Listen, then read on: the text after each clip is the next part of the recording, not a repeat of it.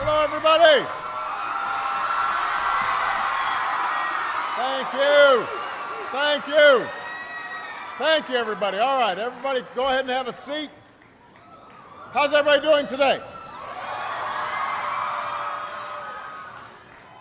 How about Tim Spicer?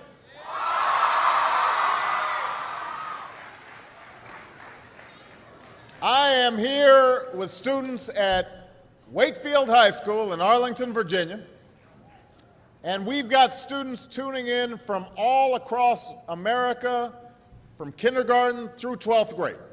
And I am just so glad that all could join us today, and I want to thank Wakefield for being such an outstanding host. Give yourselves a big round of applause.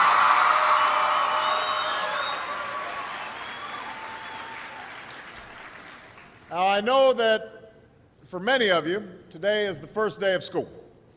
And for those of you in kindergarten or starting middle or high school, it's your first day in a new school, so it's understandable if you're a little nervous. I imagine there's some seniors out there who are feeling pretty good right now, with just one more year to go. And no matter what grade you're in, some of you are probably wishing it were still summer, and you could have stayed in bed just a little bit longer this morning. I know that feeling.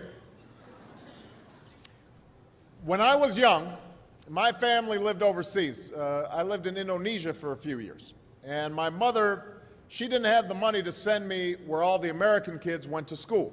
But she thought it was important for me to keep up with an American education. So she decided to teach me extra lessons herself, Monday through Friday. But because she had to go to work, the only time she could do it was at 4:30 in the morning. Now, as you might imagine, I wasn't too happy about getting up that early. And a lot of times I'd fall asleep right there at the kitchen table. But whenever I'd complain, my mother would just give me one of those looks and she'd say, "This is no picnic for me either, Buster." So I know that some of you are still adjusting to being back at school, but I'm here today because I have something important to discuss with you. I'm here because I want to talk with you about your education and what's expected of all of you in this new school year. Now, I've given a lot of speeches about education, and I've talked about responsibility a lot. I've talked about teachers' responsibility for inspiring students and pushing you to learn. I've talked about your parents' responsibility for making sure you stay on track and you get your homework done and don't spend every waking hour in front of the TV or with the Xbox. I've talked a lot about your government's responsibility for setting high standards and supporting teachers and principals and turning around schools that aren't working, where students aren't getting the opportunities that they deserve. But at the end of the day, we can have the most dedicated teachers, the most supportive parents, the best schools in the world, and none of it will make a difference. None of it will matter unless all of you fulfill your responsibilities. Unless you show up to those schools, unless you pay attention to those teachers, unless you listen to your parents and grandparents and other adults and put in the hard work it takes to succeed. And that's what I want to focus on today, the responsibility each of you has for your education. I want to start with the responsibility you have to yourself. Every single one of you has something that you're good at. Every single one of you has something to offer. And you have a responsibility to yourself to discover what that is. That's the opportunity an education can provide. Maybe you could be a great writer, maybe even good enough to write a book or articles in a newspaper, but you might not know it until you write that English paper, that English class paper that's assigned to you. Maybe you could be an innovator or an inventor, maybe even good enough to come up with the next iPhone or the new medicine or vaccine, but you might not know it until you do your project for your science class. Maybe you could be a mayor or a senator or a Supreme Court justice, but you might not know that until you join student government or the debate team. And no matter what you want to do with your life, I guarantee that you'll need an education to do it. You want to be a doctor or a teacher or a police officer? You want to be a nurse or an architect, a lawyer or a member of our military? You're going to need a good education for every single one of those careers. You cannot drop out of school and just drop into a good job. You've got to train for it and work for it and learn for it.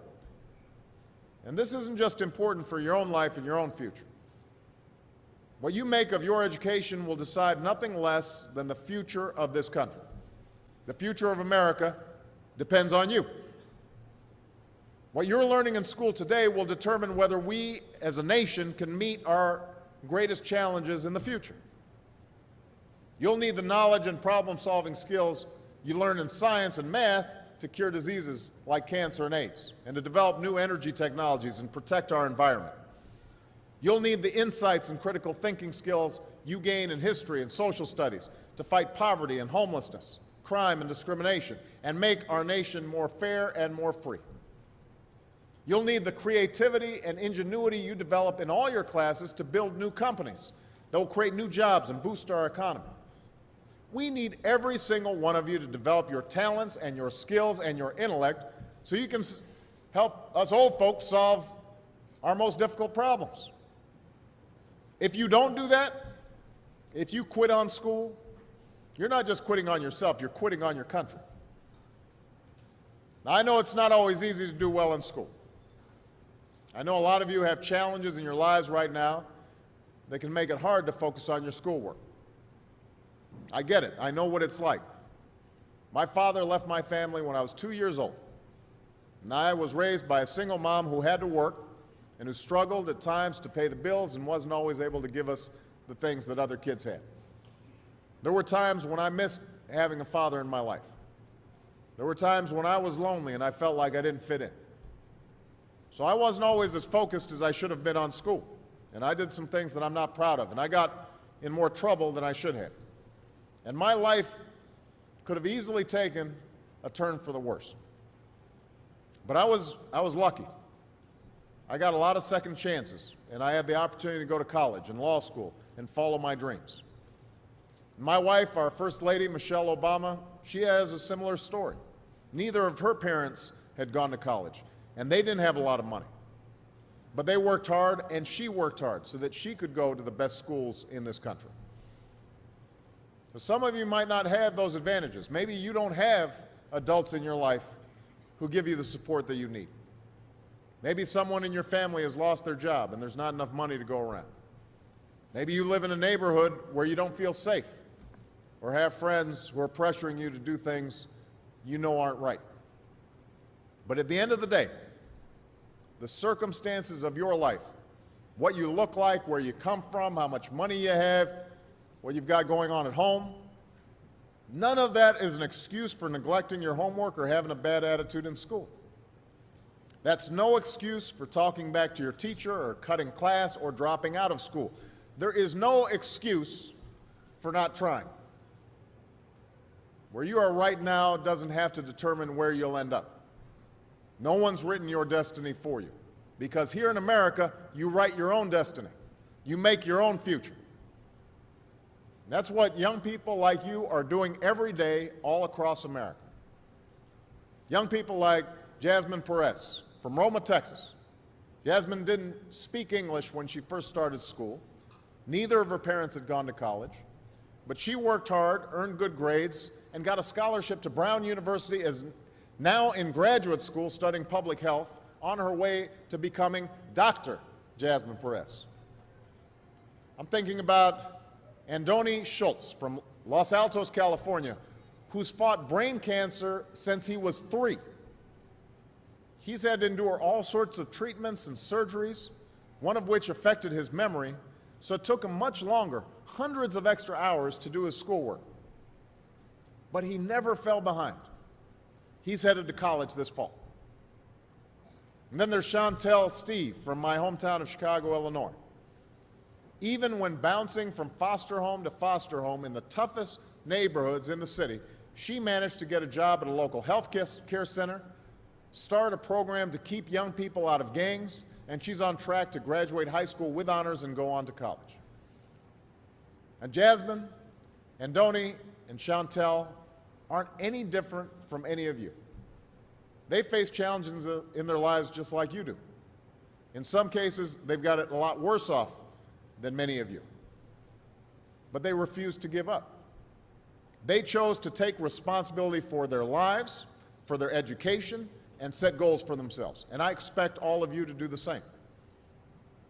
And that's why today I'm calling on each of you to set your own goals for your education and do everything you can to meet them. Your goal can be something as simple as doing all your homework, paying attention in class, or spending some time each day reading a book. Maybe you'll decide to get involved in an extracurricular activity or volunteer in your community. Maybe you'll decide to stand up for kids who are being teased or bullied because of who they are or how they look. Because you believe, like I do, that all young people deserve a safe environment to study and learn. Maybe you'll decide to take better care of yourself so you can be more ready to learn. And along those lines, by the way, I hope all of you are washing your hands a lot and that you stay home from school when you don't feel well so we can keep people from getting the flu this fall and winter. But whatever you resolve to do, I want you to commit to it. I want you to really work at it. I know that sometimes you get that sense from TV that you can be rich and successful without any hard work, that your ticket to success is through rapping or basketball or being a reality TV star. Chances are you're not going to be any of those things. The truth is, being successful is hard. You won't love every subject that you study. You won't click with every teacher that you have. Not every homework assignment will seem completely relevant to your life right at this minute.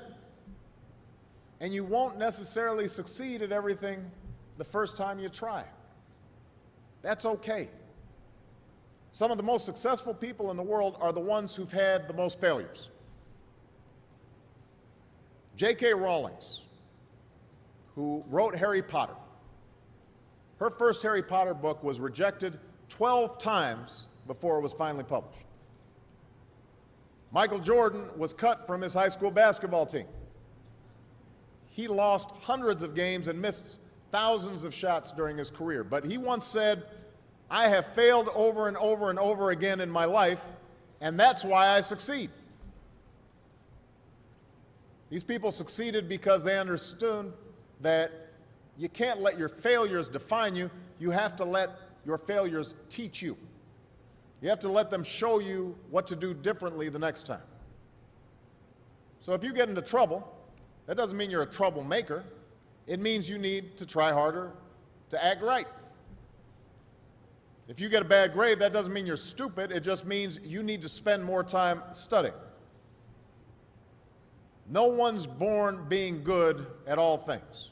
You become good at things through hard work. You're not a varsity athlete the first time you play a new sport. You don't hit every note the first time you sing a song. You've got to practice. The same principle applies to your schoolwork. You might have to do a math problem a few times before you get it right. You might have to read something a few times before you understand it. You definitely have to do a few drafts of a paper before it's good enough to hand in. Don't be afraid to ask questions. Don't be afraid to ask for help when you need it. I do that every day. Asking for help isn't a sign of weakness, it's a sign of strength, because it shows you have the courage to admit when you don't know something, and that then allows you to learn something new. So find an adult that you trust, a parent, a grandparent, or a teacher, a coach, or a counselor, and ask them to help you stay on track to meet your goals. And even when you're struggling, even when you're discouraged, and you feel like other people have given up on you, don't ever give up on yourself. Because when you give up on yourself, you give up on your country. The story of America isn't about people who quit when things got tough. It's about people who kept going, who tried harder, who loved their country too much to do anything less than their best. It's the story of students who sat where you sit 250 years ago and went on to wage a revolution, and they founded this nation. Young people. Students who sat where you sit 75 years ago, who overcame a depression and won a world war, who fought for civil rights and put a man on the moon. Students who sat where you sit 20 years ago, who founded Google and Twitter and Facebook and changed the way we communicate with each other. So today, I want to ask all of you, what's your contribution going to be? What problems are you going to solve? What discoveries will you make? What will a president who comes here in 20 or 50 or 100 years say about what all of you did for this country? You know, your families, your teachers, and I are doing everything we can to make sure you have the education you need to answer these questions. I'm working hard to fix up your classrooms and get you the books and the equipment and the computers you need to learn. But you've got to do your part too. So I expect all of you to get serious this year. I expect you to put your best effort into everything you do. I expect great things from each of you. So don't let us down. Don't let your family down or your country down. Most of all, don't let yourself down. Make us all proud. Thank you very much, everybody. God bless you. God bless America. Thank you.